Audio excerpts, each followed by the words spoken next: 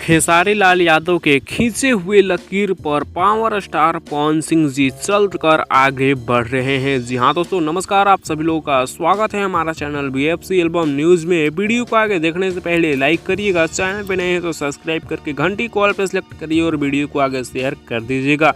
दोस्तों बता दें कि आप लोगों को पता होगा, पिछले बीते दिनों खेसारी लाल यादव सपना चौधरी के साथ एक गाने में काम किए थे, जिस गाने का साथ नाम था मटक मटक के, जो कि हरियाणवी चैनल पे आया था और जो कि हरियाणवी गाना था। लेकिन अब पावर स्टार पवन सिंह जी सपना चौधरी को भोजपुरी गाना में बुलाकर डांस करवाए हैं।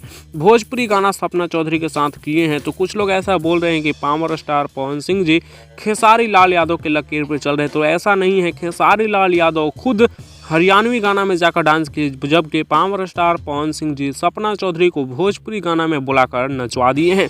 फिलहाल इसके बारे में आप लोगों का क्या है कहना, आप लोगों को क्या लगता है कि कौन किसके लकीरों पे चल रहा है? आप लोग अपना राय नीचे कमेंट्स में जरूर दीजिएगा। वैसे इस वीडियो में इतना ही, मिलते हैं नेक्स्ट वीडियो में नए अपडेट के साथ।